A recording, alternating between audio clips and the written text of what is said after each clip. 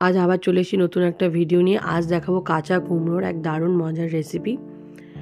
এখানে আমি কুমড়ো আর আলু মোটা মোটা করে কেটে নিয়েছি। কুমড়োর খোসা পুরো ছাড়াইনি, খোসা রেখে রেখে ডুমু ডুমু করে কেটে নিয়েছি। এবার আমি কড়াই চাপিয়ে নেব। কড়াই গরম হয়ে আসলে আমি কুমড়ো আলু দিয়ে দেব। কুমড়ো আলু দিয়ে দিয়েছি। এবার দিয়ে দেবো চেরা কাঁচা লঙ্কা, পেঁয়াজ কুচি, স্বাদ মতো লবণ, হলুদ গুঁড়ো, লঙ্কা গুঁড়ো, জিরে গুঁড়ো। এবার দিয়ে দেবো সর্ষের তেল, আদা রসুন বাটা।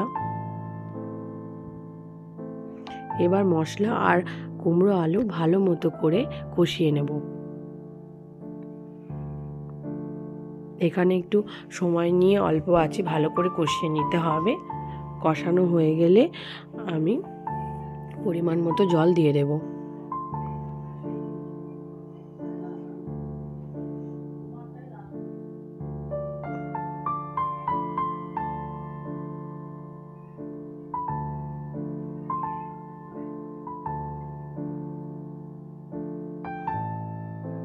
ভালো মতো কষিয়ে নিয়েছি। এবার পরিমাণ মতো জল দিয়ে দেব।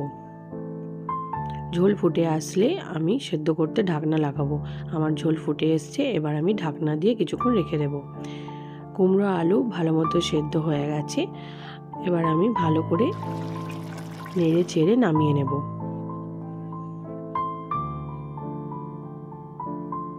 অন্য একটি কড়াইয়ে আমি সর্ষের তেল গরম করে একটা ডিম ভেঙে দিয়ে দেব।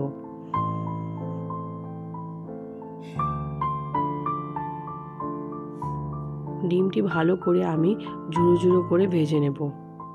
ডিমটি এখানে ভালো করে ভাজতে হবে যাতে ডিমের গন্ধ সম্পূর্ণরূপে চলে যায়।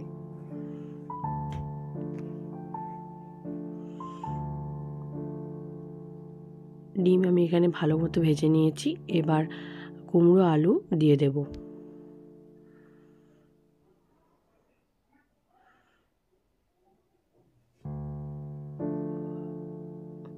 এবার আমি ডিম কুমড়ো আলু ভালো মতো নেড়ে নেব। আর যে সামান্য পরিমাণ জল আমি একটু শুকিয়ে নেব।